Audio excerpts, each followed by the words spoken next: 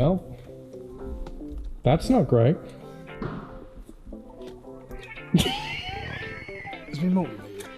Hello and welcome to the Backroads. We're once again here with Project 944 and Jared is on camera with me today. Also, don't know if you've noticed, but some TBR swag has finally arrived. So we've got some t-shirts, feeling very, very on brand today. What do you feel? Do you feel on brand? I'm feeling funky fresh. You're feeling on brand, funky fresh. Funky fresh. So today we're going to be installing some brand new infotainment systems to the 944 S2. We're going to be applying a brand new Sony double-din unit as well as some brand new kicker speakers for the side doors for a little bit crisper audio. So we also have Brad today, who isn't like in this shot, but you'll see him in a moment. He's my MR2 sensei. He's briefly cameoed before in the engine collection video for the new turbo engine for the MR2, and he is much smarter than both of us. And combined. Yes, he will be able to figure out all the wires because we can't. So yeah, exciting stuff, new audio, and let's get to it. So the stuff that we're going to be putting in the Porsche today is a Sony AX-100 unit. Now, these are getting increasingly hard to get a hold of, not just because of their looks, but because this particular model has been discontinued. The reason for that is because this model has both Android Auto and Apple CarPlay, so you're not tied down into an ecosystem, so it doesn't mean you have to buy a particular product to run a particular radio, that kind of stuff, which is fantastic. The only downside to it is that the USB is on the back side of the unit rather than a front-facing slot. Not the end of the world, but it would have been nice to have USB up front. But we're thinking of maybe redirecting a USB port into the center console at some point in the future. And then to complement that, we've got some kickers, kicker speakers. These are the, I can't remember particularly one, DSC 460. So these should give us some really, really good sound up front. We're not going to be replacing the rear speakers today because frankly, we don't even know if they work. And if they do, I'm not too bothered about having like absolutely crisp audio in the rear. It's mainly at the front where it matters. So this is what we're going to be installing. Very, very exciting. And I think without further ado, let's get to it. Okay, so if you come with me, I'll show you exactly where we're going to be putting this double-din unit. So, the car's locked itself. Everything goes wrong in our videos. Everything does go wrong in our videos. So, you know, at least we're on brand as usual. Probably 2 minutes into the video. There we go, fantastic. You didn't see anything. Our double-din unit is going to be going right in here. We've already started to modify and kind of track some of the cables. And by we, I mean Brad. You can just see through the windshield. Okay, so this is our loom. Most looms are basically the same, just come with different adapters. So this one has an Audi adapter on it. The standard piece of equipment that you normally receive is basically this bit. So you'll have one end for your head unit, and the other end is very simply one for speakers and one for your power and your earth. It's a nice simple system, and potentially any stereo can be modified into any car without too much difficulty. It's just knowing what's your live, what's your ignition live, and what's your earth. Once your power's established, it's just working out which speaker goes to which. These are nicely labelled and colour coded. So you have 2 wires for each speaker, and you'll find purple and grey will be for the front usually, and white and green for the back. We'll test this once it's in the car. Normally what you'll have in your car is a standard connection. Most European cars have this, and it's as simple as a plug and play adapter. Let's get the stereo powered up and speak it on. In this instance, we're going to lose the Audi part of the loom and wire directly to the Porsche system that's currently in the car. So obviously, as Brad mentioned, we haven't got like the original loom that would have come specifically in the box. We've got some additional bits. It's already been spliced because the box was originally designed for an Audi A5. I bought this secondhand off of eBay. So this is an Audi A5 kit, but you can modify it to basically take whatever you need. So everything in here is, we're going to try and explain it as in depth as we possibly can, because we're very, very aware that there's not much on YouTube about 944 double-din installations. So we'll try and take you through it step by step as much as we can and as in detail as we can, so you know exactly what you're meant to be doing. So I think we're ready to go. First things first, Brad adapted the Audi loom and exposed some wires ready to solder onto the existing Porsche loom to ensure a clean and clear connection. So, much the same as our original loom, our split here is speakers to power, and the original Porsche loom, much the same, is split speakers and into its power module. The only other additional cable you have is for your antenna, if your car has an antenna, which we can't find on this one. So what we'll do now, we'll splice this back to the original loom, and then we'll adapt this loom nice and tidily into the original system. The only difference we'll be making here is we won't be using the original Porsche front speaker cables. We'll be replacing them with a 16 gauge cable that's a little bit more friendly for the modern power of the Sony head unit. Brad then started to solder our new loom cables to the existing Porsche system. After that, it was time to start undoing the speaker screws. I'm barely even in. I could probably... Yeah, I can. I could do it with my fingers. You slammed the hard door hard enough. Yeah. It's okay. Yeah, brand new is always better. Brand new speakers is the way. Oh, it's got a magnet, that's why. Mate, one of these isn't even connected. So what is this beautiful brand? Pyramid, wow. Look at that. Very, very high tech. What do you think of those, Brad? Oh, they must be the best 1980s quality right there. Now the cables for our loom were done, the existing speakers needed to come out.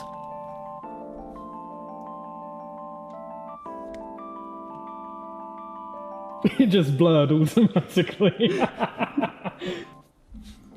They're kind of hefty, actually. Yeah, they're quite heavy, aren't they? Yeah. Very, very high tech. This is what Dead Mouse has. This is how he listens. Hello there. I'm creating too many emotes if I do faces. I know, right? Well, the good news is that one was blurred out, so you don't have to worry about that one. Oh god, that's definitely J-Pog. That's gonna be one. So while Brad is still doing some magical soldering because he is the wizard, I'm just enjoying the fumes. You're just getting high off of soldering. Lead-free soldering. Lead-free soldering. Yeah. So you'll remember from last Project 944 video that the light wasn't working. We now have a replacement light, so it does work, which is great. So yay for that. Okay, so a top tip when you're doing speaker cables as for what is positive and what is negative. So sometimes it's written on the cable, sometimes the cable's color coded, so normally red would be positive, black would be negative. In this case, it's the side that's printed. So manufacturers will generally print on the positive side of the cable, put a black stripe on the positive side of the cable, or they'll colour code them. But if there's nothing, unfortunately, you have to follow it back with a tester. But generally, any side with print on is your positive cable side. Nice. Brad, top tips. Go on, lad. Go on, lad. You can do it. Oh, I had it. No, you can do it. Go on. Pull that cable through. Yes. Yes. Yes. Aha. Beauty. Jared Fingers comes to... No, don't say that. No, don't. We've had this problem already on the Discord. No. Never heard of ratcheting pliers before. You've never heard of ratcheting pliers No. before? Well, you have today, and you've been given a task by Mr. Brad about finding them. We believe in you, Jared. I think that's it. You think that's it? Is that it, Brad? Go on. No, not that. Where is it?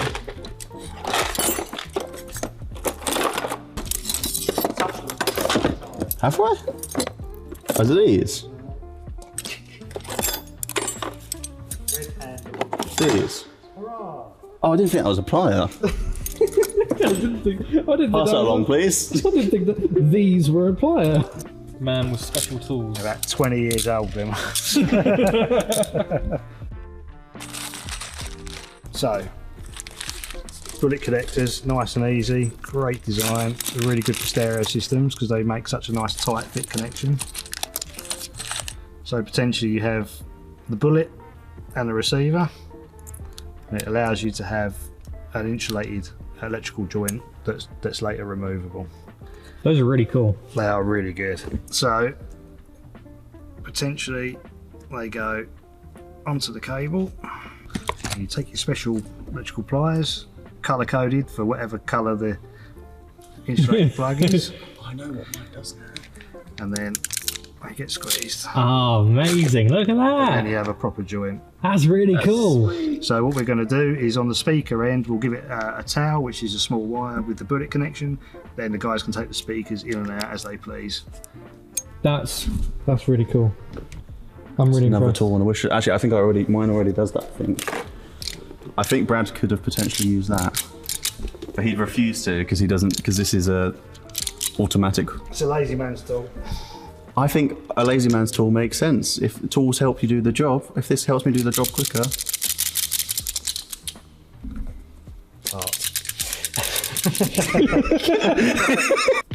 Go on, lad. Oh. So sometimes it's easier to put the fitting in the jaws first and use that to hold it. Gotcha. Goes in the front one now. In the red one. Go on, we believe in you.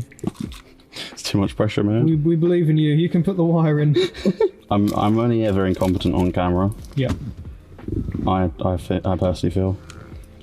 Although Brad has worked with me off camera. He can confirm. Will he get it this time? Okay, Tune in next week to find out more. We'll still be here. Go on. Go on. I mean... Oh no. Oh dear. Wire's exposed a tad. Oh dear. That's right. Is enough of it in there? That's fine, because we're going to we'll tape them as well. I'm considering this a success now. So, Can you really That's consider okay. that a success though? so if you just peel a Would you like to do the connector on your car, sir? He's got the tape on the wires. Test tape. Oh, yeah.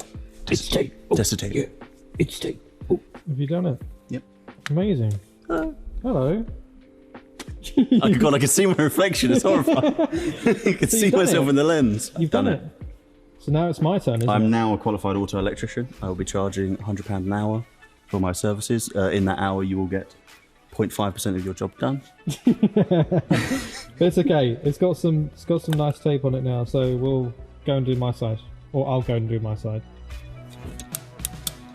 Yes. Yes. Yes. Yes. Oh. There we go. Well done, guys. Victory! With Brad now soldering our new wire cable onto our speaker connectors, it was time to prepare the new Kicker DS speakers ready to go in. If you fancy these speakers, they'll be in the description below.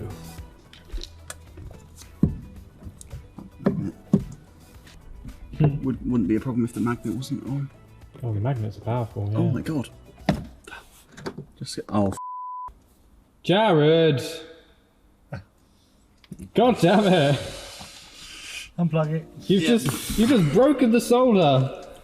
Sorry, Brad.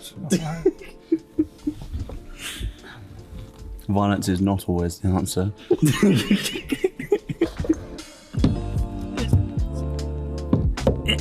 just reminds me when I was trying to put that magnetic sun plug in. Yeah, They're quite fun, aren't they? I was saying to Liam, like, I can't get it to just stay. It's isn't playing ball either, is it? It's happening. Will all the work done by Brad? Keep saying his name like that. You keep just pausing and go, Brad. Here is Is it in your pocket? said key. There is key. It's always Thank you. It's always in my You've pocket. lost it. Is it gonna work?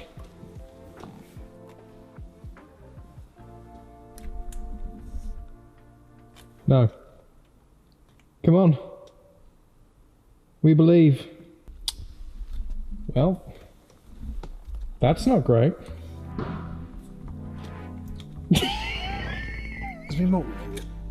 That's not great. It's not great. Nope. There we go. It has awoken. So, fantastic. Look at that. Oh, it makes good noises. So what was it in the end? There's a power issue with one of the cables. Ah. So does that need to be replaced? Or? So currently, yeah, currently I've just spliced it into the constant live. So we'll see what's happening with the switch live, and retest and go from there. Great. So we have discovered the issue. The radio fuse has blown. So that will be the reason why we weren't getting power on the switch correctly. So we'll replace that. It says it's 15 amp, but obviously if that's blown, do we need a higher one? No. No? No. Okay. Never put in bigger fuses unless you have to. Well, 15 amp it is then. When it comes to the radio fuses on the 944, it's number 36 and 39 for the year 85 onwards. So sit rep update, and now we've moved to the GoPro because the main camera over there is starting to lose battery, so that's not ideal. So we thought we'd give the GoPro a try. We don't know what the audio is going to be like, but we'll find out. But it's interesting developments, isn't it? Yes, it continues to blow fuses, if you can see that. Yeah, yeah. So we've gone through like 1, 2, 4 now. what, 4? 4 fuses we've gone through, I think. There's 3 there, isn't it? Or is that 2? That's 2 there. Ah. Well, We've blown 3 fuses so nearly. far. Yeah. So Probably about to blow a 4. probably about to blow 4, but there seems to be, well, again, this is all speculation at the moment, but there seems to be a earthing problem. Yeah, seem to be having voltage come back down our earth to the stereo and blowing the line, which is ever so strange. And then intermittent switch lives from the wonderful Porsche wiring. Yeah. We'll get there. Yeah. We'll figure it out. Welcome to Project 944, everybody. Nothing's changed. Everything's still broken. Just a question. Are we going to jump the range? Why have you got jump leads? I'm going to run an earth straight from the battery to the stereo, and then we know we've got a definite good ground. This doesn't feel safe. If it works, if it looks stupid but it works. Man cuts wires. Jesus Christ. Really? Yeah. Oh, I support this. I like this kind of... This is so TBR, isn't it? This is so TBR. Does it work? No. Nope. Oh dear. Doesn't work. Doesn't work. Are you doing an Instagram post? Maybe. Maybe. I'm just recording the funny method of Earth. Great. Yeah, but is this a thing that's always been working, so it's not actually a problem? No, it hasn't always. Oh. It's just... That's good-ish. So what's changed? So we've now got a good ground. Yeah. So now we just need to work out our switch live. On the plus side though, the speakers do actually work. So you've got radio. There is mild amounts of sound, but obviously it's low. Well, You know what? That's actually pretty good. That's really crisp. it is crisp. That's really, really good. So much better than the speakers before. Really impressed. Okay, so a little bit of a sit rep update. There seems to be some really weird stuff going on with the radio right now. So we're almost ready to start installing the unit into the cage, but there's some weird wiring going on. Weird and wonderful thing. So the reason why we've struggled to find the issue is because we've got 2 problems. One is a faulty ground wire, and the other is an intermittent ignition live. So at the moment we've now run the stereo to a permanent live. Great. We've run we've got a new ground wire, so we're wiring that direct to the stereo. Works wonderfully. We just have to rerun a new ignition live from a point that's suitable in the car at a later date, just so we can have the stereo switch on and off with the key, just to make life a little bit easier. But for now we can turn it off with the radio, no problems, unless you leave it on. So yeah, so at the moment basically just remember to turn off the radio for now. Which shouldn't be a problem because it's screen based. It's not like you won't necessarily know it's on. But then we'll get some sort of wiring done at a later date so it actually works as it should. So for now, I think we can... Have you been in the shop the entire time? No, only recently. Hello. So hopefully we should be able to start getting it back together and looking like a car again. Absolutely. We have another problem.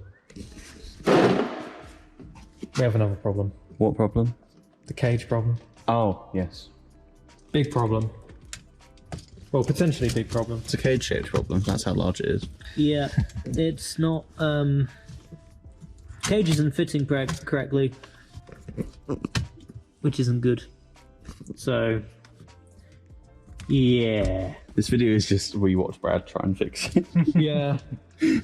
Brad fixes things, we just watch. Yeah. Oh, that ain't fixed yet. So, needless to say, things are going great. So the issue is that the double DIN cage we've got with the stereo doesn't fit because it's a single DIN slot, traditionally on the 944. So what we may need to do is actually cut it to be able to fit, which wouldn't be ideal, but it is a workaround, and we may have to then just attack that problem at a later date. So we'll see. You happy for me to cut this up? Are we cutting things again? I don't think this is the first. I don't think we've cut anything yet. I don't know, we've ground things down before. Yeah, most of the things that we've ground down, we shouldn't have ground down. So basically, you think the only option is to cut this right I'd now? rather modify this than modify the Porsche. This is a good way of thinking of things. So, You can buy another cage if not, it's fine.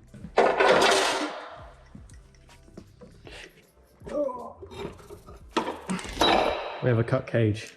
We have a cut cage. Official destruction. Official destruction. Alright, what's the sort of situation we're facing here? Nice and tight, which is good. Good. And I think we can make that work. Amazing. See? Adapt. Improvise. Adapt, Overcome. Overcome.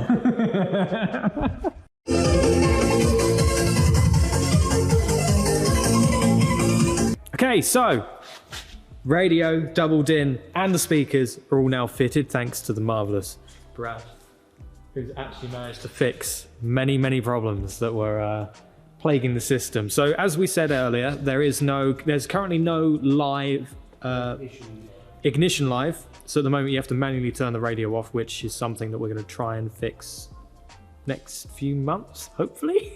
Sometimes. Sometime in the near future. So at the moment it's running off the live, so we have to turn ours off manually, which is a bit annoying, but not too much of an issue. But look at it! Look how beautiful it looks. So I think that everyone will agree that this system looks like it was meant to be in the car, in my opinion. It looks absolutely fantastic, and I think, Brad, you were saying that this is probably, and you're completely overexposed, so you look like a god. He is a god. But you were saying that this is probably the best double-DIN system that you've seen in Yeah, it's quick. Sensitivity is great on it. The sound quality is excellent, but the fact that it slots into a single DIN hole, fantastic. Yeah, just leaves loads of space for cables and everything. Yeah, it's a really nice system. Yeah. So I'd say that's a job well done. I'm actually going to show you through some of the come on, why you being like this, camera? Normally you're pretty good. There we go, nice. So if we turn this on, I think it turns on without the ignition, doesn't it? Oh yes, there we go. Look at that. Okay, nice. So we can do that. Let's quickly connect to my phone. Now it should connect. Fantastic. There we go. So let's talk you through some of the settings.